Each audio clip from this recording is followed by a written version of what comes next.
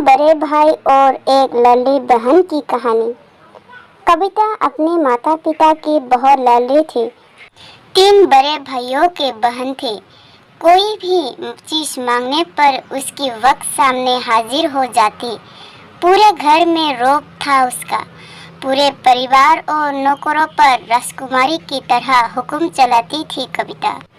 School में भी पूरा रौब था उसका। बड़े घर की लाडली जो थी वो। ऐसे ही उसने कॉलेज में दाखिला लिया।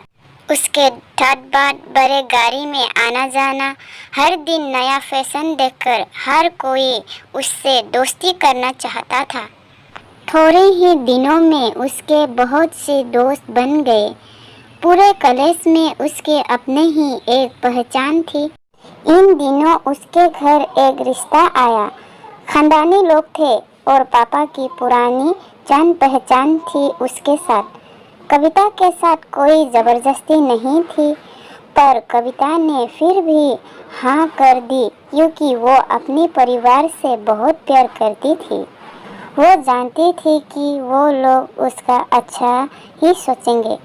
लड़के का नाम राज था। राज कभी पढ़ा लिखा और समझदार लड़का था। ससुराल वाले भी बहुत अच्छे थे। ससुराल में कविता की जगह वैसे ही थी जैसी कि मायके में। कोई भी कार्य कविता के सलाह के बिना नहीं होता था। सबकी लाडली बहू बन गई थी वो। फिर उसके घर एक बेटे का जन्म हुआ। राहुल कविता को जान से प्यारा था। पोता पाकर ससुराल वाले तो फूले नहीं समाते थे। कविता कभी कभी सोचती कि उसकी किस्मत कितनी अच्छी है।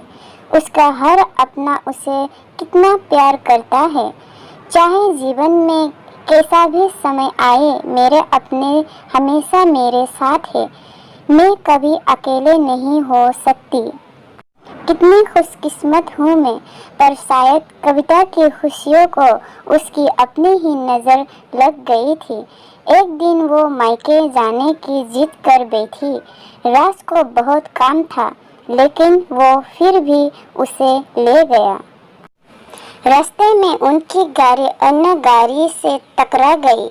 कविता, राज और राहुल बहुत बुरी तरह से जख्मी हो गई।